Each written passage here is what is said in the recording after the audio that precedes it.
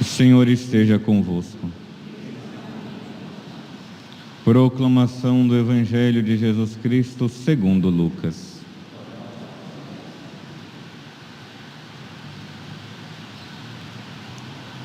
Naquele tempo, um mestre da lei se levantou e, querendo pôr Jesus em dificuldade, perguntou: Mestre, que devo fazer para receber em herança a vida eterna? Jesus lhe disse: O que está escrito na lei? Como lês?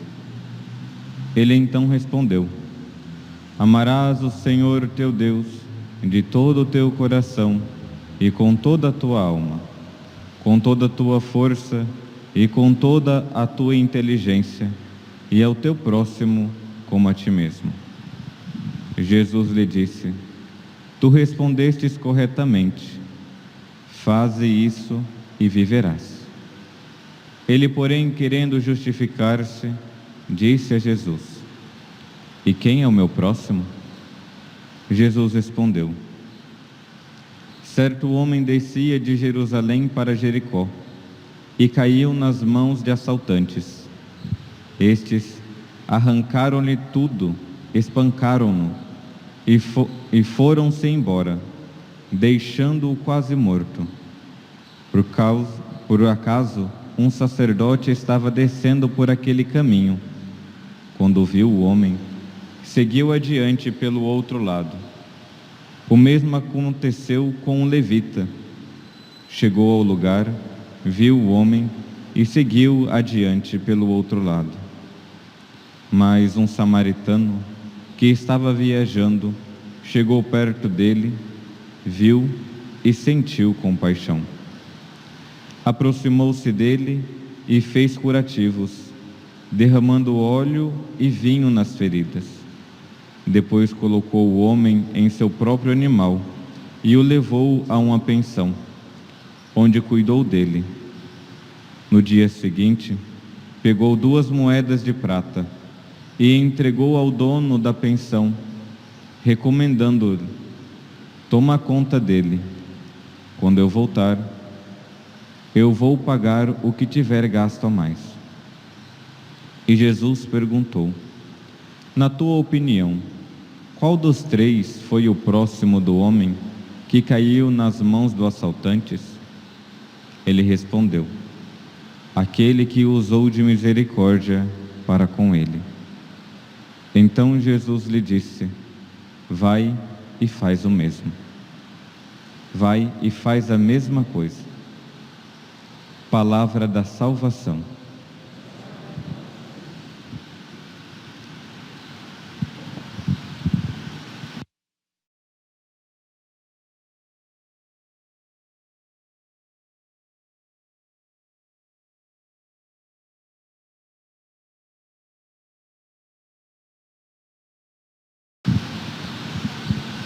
Queridos irmãos e irmãs, celebramos a memória de São Francisco de Assis e o Evangelho é tão propício quando Jesus vai responder para aquele mestre o que ele precisa fazer para ganhar o tesouro, em herança na vida eterna, e depois também o que é necessário para amar o próximo. O final do Evangelho, Jesus responde: vai e faz a mesma coisa. E se nós olharmos para a vida de São Francisco, São Francisco foi e fez a mesma coisa.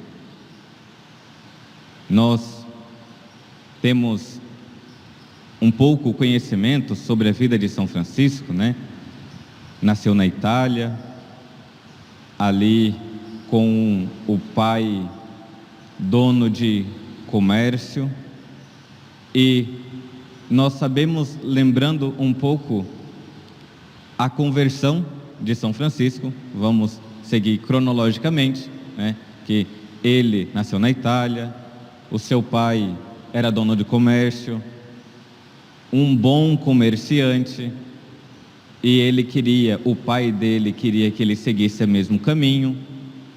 A sua mãe, piedosa, queria que ele não se perdesse, porque, lembrando, São Francisco não era um homem virtuoso ainda. Ele procurava uma vida de prazeres, uma vida cômoda. E o seu pai, que queria que ele fosse comerciante, ele não queria, ele queria seguir uma vida de prazeres. Parece um tanto quanto a nossa sociedade de hoje, que procura uma vida cômoda, uma vida sem ter dificuldades, ou primeiramente procurando ali os prazeres carnais. Sim, Francisco procurava os prazeres carnais. Ele que ainda não tinha acontecido a sua conversão. E a sua mãe, piedosa, rezava para que ele terminasse ali com aquelas más companhias. E nós precisamos tomar muito cuidado com as más companhias, né? Um pequeno parênteses: se o seu amigo te leva a pecar, esquece, ele não é seu amigo. É melhor entrar no reino do céu sem aquele amigo do que ir para o inferno os dois juntos, né? Fecha o parênteses. Então Francisco, ele que não queria seguir a vida que o pai queria para ele, né?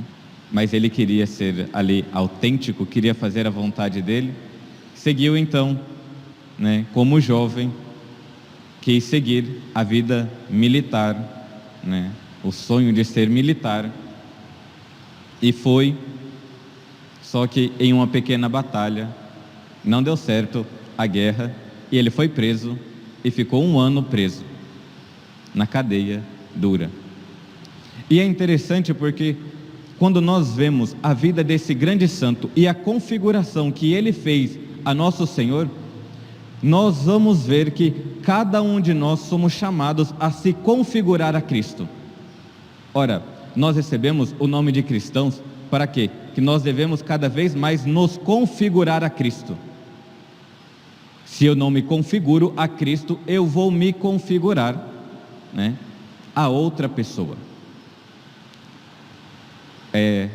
Quando nós temos, né, alguns exemplos, né, ainda em vida, nós vamos querendo seguir ali até o seu jeito de falar, o seu jeito de se expressar, né, algumas manias da pessoa. E espero que sejam virtudes, né, a serem seguidas, né? Quando um filho vê o pai trabalhando, ele quer seguir aquilo lá. Quando um jovem vê um sacerdote, né, pregando, ou alguém da assembleia vê o sacerdote pregando, fica entusiasmado e fala: não, eu quero seguir também, eu quero falar como ele fala, com a mesma autoridade, não sendo aqui um copiador, mas com a mesma audácia que ele fala. Eu quero ter a mesma intimidade de que aquele sacerdote está falando. Eu quero ter a mesma piedade do que aquele homem, aquela mulher dentro da igreja. Veja, de que não é inveja, mas todos estão querendo se configurar ao Cristo. Aquele que reza, aquele que prega, aquele que testemunha, aquele que serve. Então, todos nós somos chamados a nos configurar a Cristo.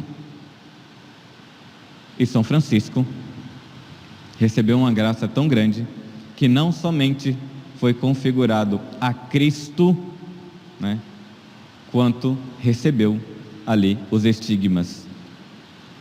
Poucos santos receberam os estigmas, mas São Francisco recebeu. Mas ele, que ainda não tinha uma vida virtuosa, Deus foi ali convertendo o coração de Francisco. Depois que ele foi preso, ele começa a ver de que a vida dele começa a ter ali uma conversão, e ele então começa ali a amadurecer, a ver de que a vida dele precisa ser doada, precisa ser configurada ao Cristo. Então, começa ali a ter uma profunda conversão. E ele, então, deixa as coisas e ele vai querer seguir o Cristo, mas não o Cristo glorioso. É muito interessante porque as pessoas hoje têm a concepção de que eu vou seguir a Cristo, mas eu quero seguir o Cristo glorioso, aquele que foi ressuscitado, aquele que já está na sua glória. Mas o cristão esquece que o Cristo que está hoje glorioso, passou pela cruz. E Francisco, querendo seguir o Cristo pobre, começa a ver na sua cidade pedintes e começa a ver Cristo neles.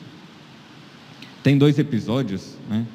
Mas o padre não vai se deter tanto neles, que é o episódio na Itália, muito frio, um mendigo que não tinha, estava ali com uma capa surrada já, e Francisco passeando na cidade, vê aquele mendigo, aquele pedinte, e ele troca o casaco dele para com aquele pedinte, aquele que estava passando necessidade.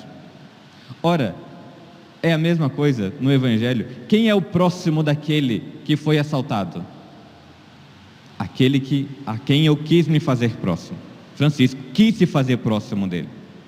Por quê? Porque ele queria ser ali caridoso e ser visto pelas pessoas? Não é essa a intenção. Mas porque ele via Cristo e ele queria ali estar com Cristo, cuidar de Cristo. Esse é um dos exemplos, né, que ele troca a capa dele para com a capa daquele que passava necessidade. Outro é quando ele passa de cavalo e vê um leproso, e ele desce para ajudar o leproso, e ele se compadece ao ponto de querer beijar a mão do leproso,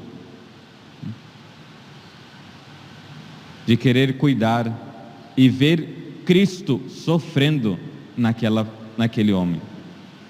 Veja de que isso, se não for uma grande graça, nós vamos querer fazer isso somente para ser visto dentro da sociedade. Lembrem, né? A primeira carta de São Paulo aos Coríntios: se eu tivesse toda a força para converter todo mundo, mas se eu não tivesse caridade, de nada adiantaria. Se eu tivesse todo o dinheiro para comprar todos os hospitais e cuidar de todos os pobres, todos os doentes, mas se não tivesse caridade, de nada adiantaria. Francisco, ele fazia as coisas, mas a intenção dele era a perfeita caridade para com aquela pessoa. Ele cuidava, beijou a mão daquele leproso, porque ele via Cristo. Caridade, eu tenho que cuidar de Cristo sofredor. E quando ele, né, decide seguir uma vida de uma conformidade a Cristo, o seu pai não aceita, né? Tanto que tem alguns que falam que o seu pai o maltrata, falando: como que você vai fazer isso? Eu que te dei tudo e agora você vai abandonar tudo. E ele tira o hábito, tira a roupa que o pai, que era, né, e usa um saco e fala: eu seguirei o Cristo independentemente. Veja que quando nós olhamos para a vida dele, nós temos um desejo de falar: mas padre, ele ali recebeu uma graça tremenda para seguir a Cristo sofredor e pobre, mas o que impede que nós também o sigamos? Não estou falando de que nós viveremos uma certa pobreza como São Francisco, que deixou tudo, mas é necessário que nós tenhamos ali uma conformidade ao Cristo pobre. Para não prolongar, né? Ontem, antes de preparar a homilia, em um dos livrinhos de São Francisco, né, os escritos de São Francisco, procurando para falar alguma coisa sobre a vida dele, eu encontrei ali um pequeno trecho falando sobre a perfeita alegria, a verdadeira e a perfeita alegria de São Francisco. E aí, nas crônicas de São Francisco, na legenda menor, e o padre, é isso que o padre gostaria de se deter, né?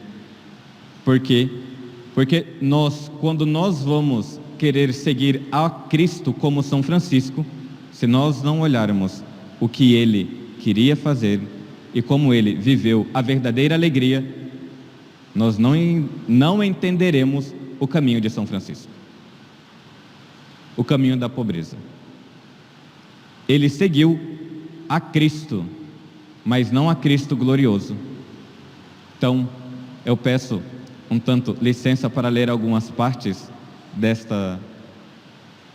do trecho do livro que ele vai falar para o Frei Leão, né? O amigo, frade, eles que estavam vindo ali de uma cidade para outra, já depois da evangelização, estava ali frio, né? Para nós cuiabanos, pensar em frio, nós não temos até uma noção do que é frio, então vamos utilizar, né, do nosso calor. Pensemos como São Francisco estivesse vindo, sei lá do Jardim Vitória, quase na estrada de Chapada, num calor de Cuiabá, ao meio-dia, para chegar na paróquia Cristo Rei, né? Mas o contexto daqui é que eles estavam vindo, né, que ele quer ensinar ao Frei Leão o que é a perfeita alegria, o que é a configuração a Cristo nessa perfeita alegria. Porque nós, às vezes, queremos ser felizes dentro da igreja, mas nós queremos ser felizes do nosso jeito. E São Francisco, que se configurou a Cristo, ele viveu e quer nos ensinar o que é a perfeita alegria. E diz Francisco, né, ele que está vindo ali, caminhando, frio, né, para nós, poderíamos colocar no calor de Cuiabá, caminhando,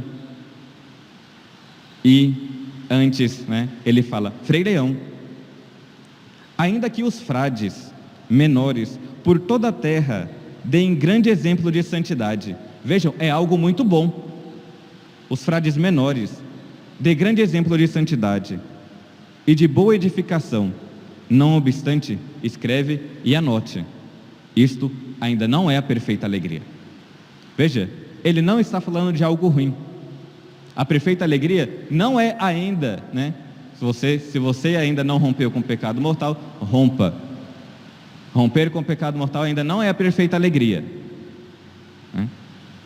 E aí, ele vai dizendo 4 vezes, se eu não me engano, 5 vezes, o que não é a perfeita alegria: evangelizar, dar testemunho, os frades menores. Isso não é a perfeita alegria ainda, Frei Leão.